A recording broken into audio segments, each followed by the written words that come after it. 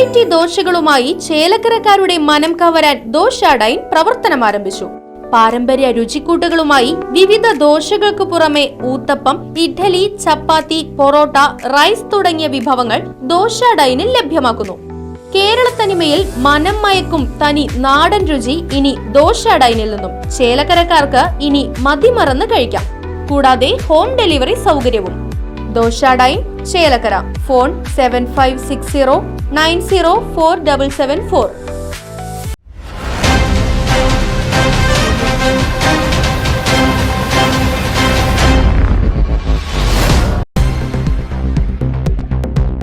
ചേലക്കര താലൂക്ക് ആശുപത്രിയിൽ ജനപ്രതിനിധികളുടെ കുത്തിയിരിപ്പ് സമരം. പഴയന്നൂർ ബ്ലോക്ക് പരിധിയിലെ വിവിധ പഞ്ചായത്തുകളിലെ ജനപ്രതിനിധികളാണ് ചേലക്കര താലൂക്ക് ആശുപത്രി സൂപ്രണ്ട് ഓഫീസിന് മുന്നിൽ കുത്തിയിരിപ്പ് സമരം നടത്തിയത്.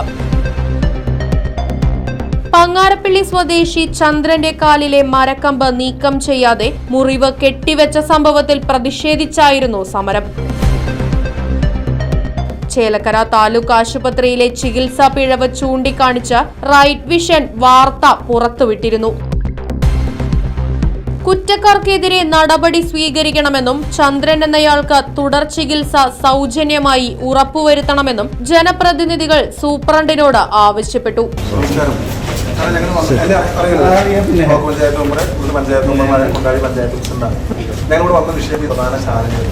നമ്മൾ ഹോസ്പിറ്റലുമായി ബന്ധപ്പെട്ട ഒരു വാർത്ത കണ്ടു. ആ വാർത്തയുടെ വിശദാംശങ്ങൾ അറിയാം, സംസാരിക്കാനും വന്നു. കണ്ടില്ല, അപ്പോൾ കൂടി ഇരുന്നു. എന്താണ് അതിൻ്റെ ഒരു യാഥാർത്ഥ്യം? അതിപ്പോൾ ആ പേഷ്യൻ്റ് 27 ജനുവരി 27 കാലത്ത് 8:45 ഞാനിപ്പോൾ ഡേറ്റില്ല. അന്ന് എനിക്ക് അസുഖമായിട്ട് ആക്സിഡൻറ്റിന് ലീവൊക്കെ ബുദ്ധിമുട്ടുള്ള സമയമായിരുന്നു. അത് അന്വേഷിച്ച് പറഞ്ഞതാണ് കേട്ടോ. കാരണം മാത്രമല്ല, അത് 6 മാസം 5-6 മാസമായല്ലോ. നമുക്കത് അന്വേഷിച്ചിട്ടില്ല, അറിയുള്ളൂ. ന്യൂസ് കണ്ടപ്പോൾ നമ്മൾ അന്വേഷിച്ചറിഞ്ഞ വിവരങ്ങളാണ് പറയണത്. ഇത്രയും ദിവസങ്ങളായതുകൊണ്ട് അതിൽ ചെറിയ ചെറിയ അപാകതകളൊക്കെ ചിലപ്പോൾ അന്വേഷണത്തിലുണ്ടാവും. നമുക്ക് കൃത്യമായിട്ടുള്ളൊരു ഇതറിയാൻ പറ്റില്ലല്ലോ. സമയം കഴിഞ്ഞു പോയില്ലേ. അപ്പോൾ 27 കാലത്ത് 8:45 പേഷ്യൻ്റ് ഇവിടെ വരികയും എന്താ മുറിവായിട്ട് ഇവിടെ വന്ന് ഡോക്ടർ ജസ്ലിൻ എന്ന് പറഞ്ഞ ഡോക്ടറാണ് അദ്ദേഹത്തിനെ കണ്ടത്, പേഷ്യൻറ്റിനെ കണ്ടത്. ഡോക്ടർ ജസ്ലിൻ വളരെ നല്ലൊരു, ഈ സ്ഥാപനത്തിൽ തന്നെ വളരെ നല്ലൊരു ഡോക്ടറാണ്, ഹാർഡ് വർക്കിംഗ് ആണ്. മാത്രമല്ല അദ്ദേഹം ഒരു ഓർത്തോ ഡോക്ടറും കൂടിയാണ്. സാധാരണ MBBS മാത്രമല്ല, ഓർത്തോപീഡിക്സിൻ്റെ പിന്നെ കമ്മ്യൂണിറ്റി മെഡിസിനിൽ ഡബിൾ PG ഉള്ളൊരു ഡോക്ടറാണ്. അപ്പോൾ ആ ഡോക്ടറാണ് കണ്ടതും ഈ മുറിവ് ഫ്യൂച്ചർ ചെയ്തതൊക്കെ. അപ്പോൾ സാധാരണ രീതിയിൽ ഒരു ഡോക്ടറും ഒരു രോഗിയുടെ മുറിവും ഏതായാലും ഫ്യൂച്ചർ ചെയ്യാന്ന് പറഞ്ഞാൽ തന്നെ അത്യാവശ്യം ബുദ്ധിമുട്ട് പിടിച്ച ഒരു പ്രൊസീജിയറാണ്. എളുപ്പമില്ല ഒരു ഫ്യൂച്ചറിങ് കംപ്ലീറ്റ് ചെയ്യുക എന്ന് പറഞ്ഞാൽ. അപ്പോൾ അതിൻ്റെ ഉള്ളിലിരിക്കുന്ന ഒരു കുറ്റി വലിച്ച് കളയാതെ ഒരിക്കലും നല്ലൊരു ഡോക്ടർ ഫ്യൂച്ചർ ചെയ്യേണ്ട ഒരു കാര്യം തന്നെ ഒതുക്കുന്നില്ല. കാരണം ഒരു കുറ്റി കണ്ടു കഴിഞ്ഞ് സ്വാഭാവികമായിട്ടും അത് വലിച്ചൊരു ഇത് കളയും. കാരണം അത്രയും സമയം പേഷ്യൻറ്റിന് വേണ്ടിയിട്ട് ഡോക്ടർ സ്പെൻഡ് ചെയ്യുന്നുണ്ട് ഫ്യൂച്ചറിങ്ങിന് വേണ്ടിയിട്ട്. അപ്പോൾ സ്വാഭാവികമായിട്ട് അത് വലിച്ചൊരു കളയും. അല്ലെങ്കിൽ രോഗി ഒരു പക്ഷേ ആ ഡോക്ടറോട് അത് എത്ര മാത്രം പറഞ്ഞു നമുക്കറിയില്ല. എന്താ അവിടെ പ്രത്യേകിച്ച് ഡോക്ടർക്ക് അത് കൃത്യമായിട്ട് ഓർത്തെടുക്കാൻ കഴിയുന്നില്ല. അതിനെത്ര കാലമായാലും ഡോക്ടർ ഇങ്ങനെ കുറ്റി കയറിയിട്ട് പറ്റിയ പരിക്കാണോ, അല്ലെങ്കിൽ ഇപ്പോൾ IP ആണെങ്കിൽ നമുക്ക് ആ റെക്കോർഡുകളൊക്കെ ഉണ്ടാവും.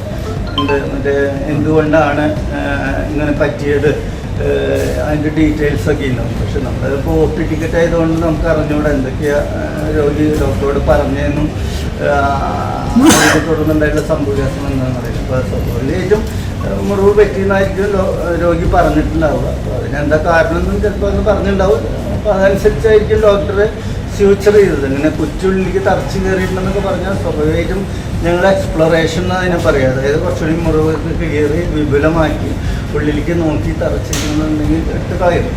ഇങ്ങനെയാണ് ഫ്യൂച്ചർ ചെയ്യുക. അതിപ്പോൾ ഒരു ഫ്യൂച്ചർ ചെയ്യുന്നതിനേക്കാളും സമയം കുറച്ച് മതി. മുറിവെന്ന് ഏതായാലും ലോക്കലൊക്കെ കൊടുത്തിട്ട്, അതായത് തരിപ്പിച്ചിട്ടാണ് ചെയ്യുക. ആ ഭാഗത്ത് തരിപ്പിച്ചിട്ടാണ് ചെയ്യുക.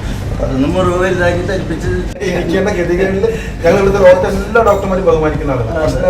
സാറ് പറഞ്ഞതിൻ്റെ ഒരു കുഴപ്പം എന്ന് പറയും, ഒരു രോഗി വന്നു, നമുക്ക് ആദ്യഘട്ടം മനസ്സിലായില്ല. 5 തവണ സാധാരണ കണക്കിൽ തന്നെ ഇവിടെ വന്നു ആ രോഗി എന്ന് പറയുന്നത്. 5 തവണ വീണ്ടും ആ മുറി പഴുത്തോട് വരുമ്പോൾ സ്വാഭാവികമായും സെക്കൻഡ് സ്റ്റെപ്പ് നോക്കേണ്ടതല്ലേ. എന്തുകൊണ്ട് ഒരു സാറ് ആ പേഷ്യന്റിനെ പറ്റി പഠിക്കണം. അദ്ദേഹം ഒരു ഷെഡ്യൂൾഡ് കാസ്റ്റ് പെട്ട സാമ്പത്തികം ഇല്ലാത്ത ആളുകളാണ് ബഹുഭൂരിപക്ഷം ആളുകൾ ഇന്ന് സർക്കാർ ആശുപത്രികളെ സമീപിക്കുന്നത്. ആ വ്യക്തിക്ക് ഈ 5 തവണ നിങ്ങളിവിടെ പരിശോധിച്ചിട്ടും എന്തുകൊണ്ട് ഇത് മാറുന്നില്ല എന്ന് പരിശോധിക്കാൻ ഒന്നെങ്കിൽ നിങ്ങൾ അതിന് സെക്കൻഡ് ഓപ്ഷനോ അല്ലെങ്കിൽ ഇവിടെ സാധ്യമല്ലെങ്കിൽ അടുത്തൊരു ഹോസ്പിറ്റലിലോട്ടോ ചെയ്യേണ്ട ഒരു ചുമതല. എത്ര നല്ല ഡോക്ടറായിരിക്കും, ഡോക്ടർ ഇവിടെ ചെയ്ത സേവനത്തെ കുറിച്ച് കാണുന്നില്ല, ഡോക്ടർ ചെയ്ത പ്രവർത്തനങ്ങളെ കുറിച്ച് കാണുന്നില്ല, ബട്ട് അത് ചെയ്യേണ്ടതല്ലേ. ആ ഒരു മുറി വന്നു, ആ മുറി കുറച്ച് കാലം കഴിഞ്ഞാൽ അദ്ദേഹത്തിന് കാല് മുറിച്ച് കളയണം, കാല് മുറിച്ച് കളയേണ്ട അവസ്ഥ വരും. അവിടെ നമ്മൾ എന്ത് മറുപടി പറഞ്ഞ് അവസാനിപ്പിക്കാൻ പറ്റും? ഇപ്പൊ ഞങ്ങളുടെ ഒരു ആവശ്യം എന്താ അറിയൂ, സ്വാഭാവികമായി സംഭവിച്ചതിന്റെ പേരിൽ ഇതൊരു ഹോസ്പിറ്റലിൽ ഇനി ഇത്തരം തെറ്റുകൾ പറ്റാതിരിക്കാനും ഈ ഉണ്ടായ സംഭവത്തെ നിങ്ങൾ കൃത്യമായി അഡ്രസ് ചെയ്യണം. ആ ഡോക്ടർ എന്തുകൊണ്ട് ഹോസ്പിറ്റലിൽ വന്നു, ഇത് 5 തവണ വരുമ്പോൾ പേഷ്യന്റ് വന്ന് ഇപ്പൊ നമുക്ക് പനിയായിട്ട് സാറെ കാണാൻ വരും. ഇന്നലെ ആ രോഗിയെ ഞാൻ കണ്ടു, സംസാരിച്ചു, വളരെ വേദന തോന്നി. ആ മുറിയും കാര്യങ്ങളെല്ലാം അദ്ദേഹത്തിന്റെ 5 മാസക്കാലമായിട്ട് പണിക്ക് പോകാൻ പോലും പറ്റാതെ വീട്ടിലിരിക്കുകയായിരുന്നു. മരുന്ന് വാങ്ങാൻ കാശില്ല. ഒരു പിന്നോക്ക വിഭാഗത്തിൽപ്പെട്ട കുടുംബത്തിലാണ്. അന്നൊന്ന് പോയി പണിക്ക് പോയിട്ട് വേണം. ഇത്രയും അല്ലെങ്കിൽ അന്ന് വന്ന സമയത്ത് ഇത്തരത്തിലുള്ള ഈ ചികിത്സാ രീതി കൊണ്ട് ആ മനുഷ്യനുണ്ടായിട്ടുള്ള സംഭവം എന്താ? 4 മുറിച്ച് കളയേണ്ട ഒരു അവസ്ഥ വന്നാൽ ഒന്നുമില്ല, ഒരു സ്കാൻ ചെയ്യാൻ, അല്ലെന്നുണ്ടെങ്കിൽ ഒരു എക്സ്റേ എടുക്കാൻ, എന്തെങ്കിലും ഒരു ആ ചികിത്സ ഇത്രയും വിദഗ്ധമായ ഒരുപാട് കമ്പ്യൂട്ടർവൽക്കരിക്കപ്പെട്ട ഈ നാട്ടില് ഈ ചേലക്കരയിൽ മാത്രം ഈ പാവപ്പെട്ടവൻ ഇങ്ങനെ കഴിയേണ്ട ഒരു അവസ്ഥ വന്നാൽ ഞങ്ങൾ എന്താ ജനങ്ങളോട് പറയണ്ടേ? ഞങ്ങൾക്ക് ജനങ്ങൾ തെരഞ്ഞെടുത്ത് വന്നിട്ടുള്ള ആളുകളാണ്. ഞങ്ങൾക്ക് ജനങ്ങളോട് മറുപടി പറയണം. നിങ്ങളുടെ ശ്രദ്ധപ്പെടുത്തുകയാണ്, ഇത് ഒരു കാരണവശാലും അനുവദിക്കാൻ കഴിയില്ല. പണ്ട് കാലത്ത് പ്രസവം നടന്നിരുന്നു. ഞങ്ങൾ സമരം ചെയ്യുമ്പോഴോ ഞങ്ങൾ എന്തെങ്കിലും ചെയ്യുമ്പോൾ ഞങ്ങൾ അടിച്ചിറക്കാനും ഞങ്ങളെ കേസെടുക്കാനും ഭീഷണിപ്പെടുത്താനും മാത്രമേ ഇവിടെ ആളുള്ളൂ. ഈ കാര്യങ്ങൾ കാണണ്ടേ? ഇവിടെ നടക്കുന്ന കാര്യങ്ങൾ കാണണ്ടേ? ഇതൊന്നും ഇല്ലാത്തൊരവസ്ഥയുണ്ട്. ഒരു ദയനീയമായ ചിത്രമാണ് ചേലക്കരയിൽ. ഇത് നേർക്കാഴ്ച ജനങ്ങൾ അറിയണം.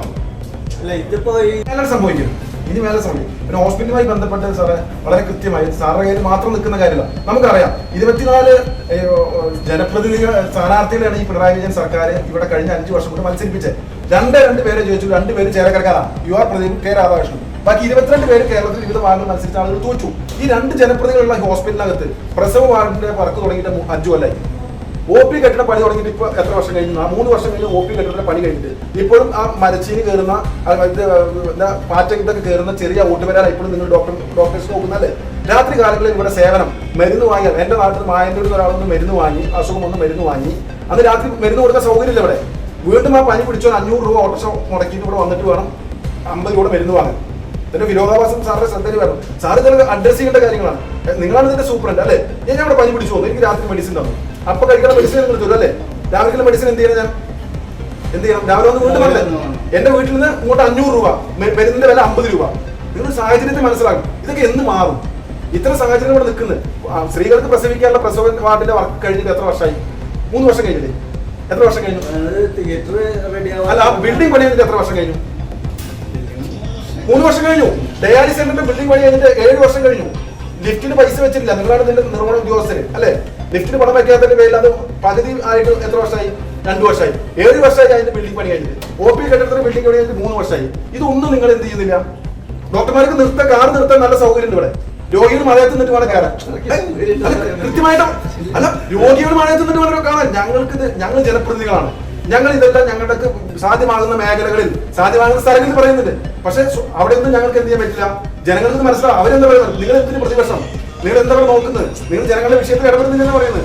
അതോടൊപ്പം ഇത്തരം വിഷയങ്ങൾ ഉണ്ടാവുക. രാത്രി കാലങ്ങളിൽ ചികിത്സയുടെ പ്രശ്നം, മരുന്ന് കിട്ടാത്ത വിഷയം, ഇത്രയും കെട്ടിടങ്ങളുടെ കെട്ടിപ്പോക്കിയിട്ട് ഇത്രയും തുറന്നു കൊടുക്കേണ്ട ജനങ്ങൾക്ക് നിങ്ങൾ നിർവഹണ ദിവസം നിങ്ങൾ ചുമതലയില്ലേ? ഇത് തുറന്ന് പ്രവർത്തിപ്പിക്കണം എന്നുള്ള ചുമതല നിങ്ങൾക്ക്. OP ബ്ലോക്കിന്റെ കാര്യം ഞാൻ പറയാം. അതിന്റെ പണി ഇപ്പൊ തന്നെ തുടങ്ങും. ആ ബിൽഡിംഗ് പണി കഴിഞ്ഞിട്ട് സാറേ എത്ര വർഷമായി? ബിൽഡിംഗ് അതിന് ഫണ്ട് ഉണ്ടായിരുന്നില്ല. കെട്ടിടപ്പണി കഴിഞ്ഞിട്ട് എത്ര വർഷമായി? ഫണ്ട് ഉണ്ടായിരുന്നില്ല. കെട്ടിടത്തിന്റെ പണി കഴിഞ്ഞിട്ട് കുറേ. ഇതൊക്കെ ഞങ്ങളുടെ വിഷയങ്ങളാണ്. അപ്പൊ സാർ ഇതിനകത്ത് ചെയ്യേണ്ട കാര്യം, ഈ ചികിത്സിച്ച ഡോക്ടറുടെ പേരിൽ നിങ്ങളുടെ നിയമ പരിധിക്കുള്ളിൽ നിന്നുകൊണ്ട് ഞങ്ങൾ പറഞ്ഞ പോലെ ചെയ്യുന്നതല്ല. അയാളെ വിളിച്ചു വരുത്തി ഈ ഫയലുകൾ നോക്കി കൃത്യമായി ഞാൻ വീണ്ടും പറയുന്നു, ആ കക്ഷി ഈ ചികിത്സ തേടിയ കക്ഷി ഒരു സാധാരണ പാർശ്വവൽക്കരിക്കപ്പെട്ട പാവപ്പെട്ട കുടുംബത്തിലെ ആളാണ്. അദ്ദേഹത്തിന് തുടർ ചികിത്സകളുടെ സഹായങ്ങൾ ചെയ്തു കൊടുക്കണം. അല്ലെങ്കിൽ അതിന് ഫ്രീ ആയിട്ട് എന്താ സൗകര്യച്ചാൽ അവരെ സഹായിക്കണം. 5 മാസക്കാലം അയാൾ പണിക്ക് പോയി വെച്ചാൽ അവർക്ക് പട്ടിണിയാ. നിങ്ങൾ ആലോചിച്ച് നോക്കൂ. നമ്മുടെ അശ്രദ്ധയല്ലേ ഇത് അഡ്രസ് ചെയ്യാതിരിക്കാൻ പറ്റും. ഇതിനെ സംബന്ധിച്ചിടത്തോളം അതിൽ വളരെയധികം പരിമിതിയുണ്ട്. കാരണം ഡോക്ടർമാരെതിരെ ഇപ്പൊ ഒരു ഇന്നാഡിക്കേറ്റ് അഡിക്കേറ്റ് ട്രീറ്റ്മെന്റ് ഉണ്ടായാൽ പോലും ഒരു ആക്ഷൻ എടുക്കാനുള്ള അധികാരം സൂപ്രണ്ടില്ല, സൂപ്രണ്ട് എനിക്കിപ്പോ അത് റിപ്പോർട്ട് ചെയ്യും. അങ്ങനെ തയ്യാറാണെന്ന് പറഞ്ഞു റിപ്പോർട്ട് ചെയ്യണം. നിങ്ങൾ എന്താണ് നിങ്ങളുടെ മേലധികാരികൾക്ക് ഇങ്ങനെ സംഭവം ഉണ്ടായിട്ടുണ്ട്. ഞങ്ങൾ റിപ്പോർട്ട് ചെയ്യും. ഞങ്ങൾ ഈ ഇരിക്കുന്ന ആളുകൾ എന്ന് പറയുന്നത് 10,000-കണക്കിന് ആളുകളുടെ പ്രതിനിധികളാണ്. അതറിയാം. ജനപ്രതിനിധികൾ ഇവിടെ വന്ന് പറയുമ്പോൾ നിങ്ങൾ എന്ത് ചെയ്യണം? നിങ്ങളുടെ വിഷയം ഉണ്ടായി, ഇവിടുത്തെ പഞ്ചായത്ത് മെമ്പർമാരും പഞ്ചായത്ത് പ്രസിഡന്റ് ബ്ലോക്ക് പഞ്ചായത്ത് മെമ്പർമാരും വന്ന് പറഞ്ഞതിന്റെ പേരിൽ ഇന്ന കാര്യങ്ങളാണ് ഇതിനകത്ത് ഉണ്ടായിരിക്കുന്നത്, അതിന്റെ പേരിൽ നടപടി ഉണ്ടായിരിക്കണമെന്ന് നിങ്ങൾ റിപ്പോർട്ട് ചെയ്യണം. അത് ചെയ്തൂടെ? ഈ മൂന്ന് ചെറിയ ആവശ്യങ്ങൾ 100% ജനങ്ങൾക്ക് ഞങ്ങളുടെ ആവശ്യങ്ങൾ എന്ന് പറയുന്നത് വളരെ പരിമിതമാണ്. ന്യായമായ ആവശ്യങ്ങൾ ഈ 3 ആവശ്യങ്ങൾ സൂപ്രണ്ട് ചെയ്യും എന്ന് നിങ്ങൾക്ക് ഉറപ്പ് തരണം. അതാണ് ഞങ്ങൾ നേരത്തെ പറഞ്ഞത് ജൂലൈ 1 ഞങ്ങളുടെ ജീവിതത്തിൽ മറക്കൂല ഈ നിങ്ങളോട് ഒന്ന് സംസാരിക്കേണ്ടി വന്ന ഈ അവസരത്തെ. അപ്പോൾ അത് സാറ് അത് നാടിന് വേണ്ടി ചെയ്യണം, ഈ ചേലക്കരയ്ക്ക് വേണ്ടി ചെയ്യണം. ഇനി നമ്മുടെ ചികിത്സിക്കുന്നവരാണെന്ന് ഭയപ്പെടില്ലേ? ഈ വാർത്ത വന്നാൽ സ്വാഭാവികമല്ലേ? അതായത് സാർക്ക് പറയാലോ ഞങ്ങൾ ഈ വിഷയം തെറ്റുപറ്റി മനുഷ്യന്മാരാ, അതിനകത്ത് ഇന്നെ തിരുത്തലുകൾ നടത്തി പറയാലോ. ഒരു ഹോസ്പിറ്റലല്ലേ ഞങ്ങളുടെ ഭാഗം. അത് പരാതി ഇനി ഞങ്ങൾ സാറെ കൊണ്ട് കണ്ടു പറയാൻ ഉദ്ദേശിച്ചത് ഇതിന്റെ പേരിൽ നിങ്ങൾ നടപടി എടുക്കണം. ഇത് അദ്ദേഹത്തെ വേറെ രീതിയിൽ ചെയ്യുന്നതല്ല. നിങ്ങൾ ആസ് എ സൂപ്രണ്ട് എന്നുള്ള നിലയ്ക്ക് ഈ അസുഖം വന്ന കക്ഷിയെ പഠിച്ച് എന്തുകൊണ്ട് അതിന്റെ 4 വഴികൾ ഉണ്ടാവുമല്ലോ. 5 തവണ കൂടെ വന്നു എന്ന് സാറ് പറയുമ്പോൾ അതിനകത്ത് 4 വഴികൾ ഉണ്ടാവും. അവർ വന്ന് വീണ്ടും വന്ന് നോക്കി ഉണ്ടാവും. ആ സമയങ്ങളിൽ ഏത് ഡോക്ടർ കണ്ടു, എന്താണ് ഉണ്ടായത്, ആ പഴുപ്പുണ്ടായിരുന്നോ, അതിനുവേണ്ടി എന്തുകൊണ്ട് പരിശോധിച്ചില്ല എന്ന് നിങ്ങളുടെ ഒരു നടപടിക്രമം ഇതിനകത്ത് സ്വീകരിക്കാൻ സൂപ്രണ്ട് എന്ന നിലയ്ക്ക് സാധ്യമാവും. അവിടെ ഉപകരണങ്ങളില്ല എന്ന് പറഞ്ഞ് പ്രതികരിച്ചത് ഒരു ഡോക്ടറാണ്. അപ്പൊ ആ നിലയ്ക്ക് നിങ്ങൾക്ക് അതിൻ്റെതായ ഉത്തരവാദിത്തം ഉണ്ട്. ആ ഉത്തരവാദിത്തം നിങ്ങൾ നിർവഹിക്കും. നിങ്ങളിതിലിപ്പോൾ ഞങ്ങൾക്കൊന്നും ചെയ്യാനില്ല, എനിക്ക് പരിമിതി ഉണ്ടെന്ന് പറയുന്നതിൽ അർത്ഥമില്ല. നിങ്ങളാണ് ഈ സ്ഥാപനത്തിന്റെ മേധാവി. നിങ്ങൾ ഇരിക്കുന്ന സന്ദർഭത്തിൽ ഇത്തരം സംഭവങ്ങൾ ഉണ്ടാകുന്നത് നിങ്ങൾക്ക് തന്നെ അപമാനമാണ്. അത് ശരിയല്ലല്ലോ. അപ്പൊ നിങ്ങൾ അത് ഒരു അന്വേഷണം നടത്തിയിട്ട് അതിൽ കുറ്റക്കാർക്കെതിരെ നടപടി സ്വീകരിക്കാമെന്നും ഇവർക്ക് ഈ പറഞ്ഞ പോലെ ആ പാവപ്പെട്ട ആ മനുഷ്യന് എന്തെങ്കിലും ഒരു സഹായം ചെയ്യാൻ പറ്റെങ്കിൽ അതിന് പരിമിതികളുണ്ട് നമുക്കറിയാം. അത് ആ ഡോക്ടറോട് പറഞ്ഞു കഴിഞ്ഞാൽ ഡോക്ടർക്കും ചെയ്യാവുന്ന കാര്യങ്ങളൊക്കെയാണ്. അത് ആ രീതിയിൽ ഒരു ചർച്ച വെച്ചിട്ട് അതിനൊരു പരിഹാരം ഉണ്ടാക്കും. അല്ലാതെ ഇതിലൊന്നും ഞെക്കി ചെയ്യാല്ലേ പരിമിതാണെന്ന് പറഞ്ഞാൽ എന്താ അർത്ഥമുള്ളത്? അപ്പൊ പിന്നെ നമ്മൾ ഈ ജോലി ചെയ്യാനായിട്ട് തന്നെ അതിന് പ്രാപ്തനല്ല എന്നാണ് അർത്ഥം. പക്ഷെ നമ്മളെ കൊണ്ട് അങ്ങനെ പറയിക്കരുത്. നിങ്ങൾ അതിൻ്റെതായിട്ടുള്ള ഒരു ഉത്തരം നിങ്ങൾക്ക് തരാൻ പറ്റില്ല അത് പോലീസൊക്കെ കേട്ടിട്ടുള്ളതാണ്. നമ്മൾ വളരെ മാന്യമായിട്ടും വളരെ കാര്യങ്ങളോട് കൂടിയിട്ടാണ് സംസാരിച്ചത്. അപ്പൊ നിങ്ങൾക്ക് അതിന്റെ ഉത്തരവാദിത്വം മാറി നിൽക്കാനാണ് നിങ്ങൾക്ക് താല്പര്യം. അത് നിങ്ങൾ പറയൂ. ഞാൻ അന്വേഷിച്ച് വേണ്ട, അത് നിങ്ങൾ പറയുന്നില്ലല്ലോ. ബാക്കിയുള്ള കാര്യങ്ങൾ കൂടുതലായിട്ട് പഴയന്നൂർ ബ്ലോക്ക് പഞ്ചായത്ത് പ്രതിപക്ഷ നേതാവ് PM അനീഷിന്റെയും ചേലക്കര ഗ്രാമപഞ്ചായത്ത് പ്രതിപക്ഷ നേതാവ് T ഗോപാലകൃഷ്ണന്റെയും കൊണ്ടാഴി ഗ്രാമപഞ്ചായത്ത് പ്രസിഡന്റ് K ശശിധരന്റെയും നേതൃത്വത്തിലുള്ള ജനപ്രതിനിധികളാണ് സൂപ്രണ്ടിന്റെ ഓഫീസ് പടിക്കൽ കുത്തിയിരുന്ന് പ്രതിഷേധിച്ചത്. ഇന്നത്തെ ഒരു ദിവസത്തിന്റെ പ്രത്യേകത, ഇന്ന് ജൂലൈ 1 ഡോക്ടേഴ്സ് ഡേ ആണ്. ഞങ്ങൾക്ക് ഈ ജനപ്രതിനിധികൾക്ക് പഴയന്നൂർ ബ്ലോക്ക് പഞ്ചായത്ത് മെമ്പർമാരായ ഞാനും ലതാ സാനു, കൊണ്ടാഴി ഗ്രാമപഞ്ചായത്തിൻ്റെ പ്രസിഡന്റ് ശശിമാഷ്, ചേലക്കരയിലെ ഗ്രാമപഞ്ചായത്ത് അംഗങ്ങൾ, കൊണ്ടാഴിയിലെ ഗ്രാമപഞ്ചായത്ത് അംഗങ്ങൾക്കെല്ലാം ഈ ചേലക്കര താലൂക്ക് ആശുപത്രിയിൽ വന്ന് ഇന്ന് ഇങ്ങനൊരു സമര പരിപാടിയിലേക്ക് കടക്കേണ്ടി വന്നതിൽ വളരെ ഖേദകരമാണ്. ഇന്നലെ പത്രമാധ്യമങ്ങളിൽ നമ്മളെല്ലാവരും കണ്ടിട്ടുണ്ടാവും. ഇവിടെ ഒരു ചികിത്സ തേടിയ ഒരു പാവപ്പെട്ട ഒരാളുടെ കാലിൽ ഒരു മരത്തിൻ്റെ കഷ്ണം വെച്ച് ഓപ്പറേഷൻ ചെയ്ത വാർത്ത കേരളത്തിലെ പ്രധാന വാർത്താ ചാനലെല്ലാം വന്നാണ്. അതിൻ്റെ അടിസ്ഥാനത്തിലാണ് ഇവിടെ വന്നത്. ഞങ്ങൾ ഈ സൂപ്രണ്ടിനോട് ആവശ്യപ്പെട്ട ഒരു കാര്യമെന്ന് പറയുന്നത് ഇനി മുതൽ ഇത്തരം ചികിത്സാ പിഴവുകൾ ഇല്ലാതിരിക്കണമെന്നും അതോടൊപ്പം തന്നെ ഈ ചികിത്സാ പിഴവുണ്ടായ വ്യക്തിക്ക് സാമ്പത്തികമായ നഷ്ടപരിഹാരം കൊടുക്കണമെന്നും അതോടൊപ്പം തന്നെ തുടർ ചികിത്സ ഫ്രീ ആയിട്ട് കൊടുക്കണമെന്നും ആ ചികിത്സാ പിഴവുണ്ടായ ഡോക്ടർക്ക് അവരുടെ നിയമത്തിൻ്റെ ഉള്ളിൽ നിന്നുള്ള നടപടി സ്വീകരിക്കണമെന്നുള്ള ആവശ്യമാണ് ഉന്നയിച്ചത്. സൂപ്രണ്ട് ഞങ്ങൾക്ക് ഉറപ്പ് തന്നിരിക്കുകയാണ് അത് നടപ്പിലാക്കുമെന്നുള്ള കാര്യത്തിൽ. അത് നടപ്പിലാക്കാത്ത പക്ഷം ഇപ്പോൾ ഞങ്ങൾ ജനപ്രതികൾ ഈ ചേലക്കര ബ്ലോക്ക് കോൺഗ്രസ് കമ്മിറ്റിയുടെ കീഴിൽ വരുന്ന പഞ്ചായത്ത് മെമ്പർമാരുടെ നേതൃത്വത്തിൽ നടത്തിയ സമരമാണ്. ഈ സമരത്തിൻ്റെ നടപ്പിലാക്കാമെന്ന് പറഞ്ഞ ഉറപ്പ് പാലിക്കപ്പെടാതിരുന്നാൽ വലിയ ജനകീയ പ്രക്ഷോഭത്തിന്, ഈ നാട്ടിലെ പാവപ്പെട്ട ആളുകളെ ഉൾപ്പെടുത്തിക്കൊണ്ട് ജനകീയ പ്രക്ഷോഭത്തിന് പാർട്ടി നേതൃത്വം കൊടുക്കും. നമ്മൾ മനസ്സിലാക്കണം, ഈ കഴിഞ്ഞ 2ാം പിണറായി സർക്കാർ വന്നതിന് ശേഷം കേരളത്തിനകത്ത് 24 പേരാണ് ആകെ മത്സരിച്ചത്. ആ 24 പേരിൽ 22 പേരും പരാജയപ്പെട്ടു. ജയിച്ചത് ചേലക്കരയിലെ 2 വ്യക്തികളാണ്. ഒന്ന് UR പ്രദീപും ഒന്ന് K രാധാകൃഷ്ണനും. ആ 2 ആളുകൾ നേതൃത്വം കൊടുക്കുന്ന ഈ പ്രദേശം കാണുന്ന ആളുകൾക്കറിയാം, ഇവിടുത്തെ നമ്മുടെ അമ്മമാർക്കും സഹോദരിമാർക്കും പ്രസവിക്കാനുള്ള സൗകര്യമുള്ള കെട്ടിടം പണി കഴിഞ്ഞിട്ട് 4 വർഷക്കാലമായി അത് തുറന്ന് പ്രവർത്തിക്കാൻ സാധിച്ചിട്ടില്ല. അതുപോലെ തന്നെ ഇവിടെ ഈ OP കെട്ടിടം പണി കഴിഞ്ഞിട്ട് 2 വർഷക്കാലമായി ഇതുവരെ തുറന്ന് പ്രവർത്തിക്കാൻ സാധിച്ചില്ല. എത്രയോ വർഷം ഇന്ത്യക്ക് സ്വാതന്ത്ര്യം ലഭിക്കുന്നതിന് മുന്നേയുള്ള കെട്ടിടത്തിലാണ് ഇവിടുത്തെ പാവപ്പെട്ട ആളുകളെ ചികിത്സിച്ചുകൊണ്ടിരിക്കുന്നത്. കഴിഞ്ഞില്ല. രാത്രി കാലങ്ങളിൽ ഇവിടെ വന്ന രോഗികൾക്ക് മരുന്ന് ലഭ്യമല്ലാത്തൊരു സാഹചര്യം. ഇവിടുന്ന് മായന്നൂർ പോലെയുള്ള ഉൾപ്രദേശത്ത് വരുന്ന ആളുകൾക്ക് ഡോക്ടറെ വന്ന് കണ്ടാൽ മരുന്ന് കിട്ടണമെങ്കിൽ പിറ്റേ ദിവസം രാവിലെ വരണം. ആ രാവിലെ വരണമെങ്കിൽ 500 രൂപ ഓട്ടോറിക്ഷ പൈസ കൊടുക്കുന്ന 50 രൂപയുടെ മരുന്ന്. ഈ തരത്തിൽ മരുന്ന് ലഭ്യമല്ലാത്തൊരു സാഹചര്യം. ഈ സാഹചര്യങ്ങളെല്ലാം തന്നെ ഞങ്ങൾ സൂപ്രണ്ടുമായിട്ട് സംസാരിച്ചിട്ടുണ്ട്. ഇതെല്ലാം ഇവിടുത്തെ പാവപ്പെട്ട ആളുകളുടെ പ്രശ്നങ്ങളാണ്. ഈ പ്രശ്നങ്ങൾ പരിഹരിക്കുന്നതിന് ഇവിടെ നേതൃത്വം കൊടുക്കുന്ന സൂപ്രണ്ടും ഈ ബ്ലോക്ക് പഞ്ചായത്ത് ഭരിക്കുന്ന CPIM ഇടതുപക്ഷ ജനാധിപത്യ മുന്നണിയും അതുപോലെ തന്നെ MLAയും MPയും എല്ലാം നേതൃത്വം കൊടുക്കണമെന്ന് ഈ പ്രദേശത്തെ ജനപ്രതിനിധി എന്ന നിലയ്ക്കുള്ള താഴ്മയായ ഒരു അപേക്ഷയാണ്. ഈ ജനപ്രതിനിധികളോട് എല്ലാവരും കൂടി ഞങ്ങളിവിടെ വന്നത് ഈ പാവപ്പെട്ടവൻ്റെ കണ്ണീരൊപ്പാൻ, ഈ ജനത്തിൻ്റെ മുഴുവൻ കഷ്ടപ്പാടുകളും ഒന്ന് കണ്ണു തുറന്ന് കാണാനുള്ള ഒരു വഴിയാണ് ഞങ്ങൾ ജനപ്രതിനിധികൾ ഇവിടെ വന്ന് സംസാരിച്ചിട്ടുള്ളത്. അതിന്ന് 1 ഇഞ്ച് മാറ്റം വന്നാൽ എവിടെ പോയാലും എന്ത് പോലീസ് വന്നാലും ജയിലിൽ പോയാലും ശരി, ഇവിടുത്തെ സാധാരണക്കാർക്ക് വേണ്ടി നെഞ്ചുയർത്തി നെഞ്ച് വിരുത്തി പിടിച്ചുകൊണ്ട് ഞങ്ങൾ മുന്നിലുണ്ടാവും. പോരാട്ടം ഞങ്ങൾ തുടരും.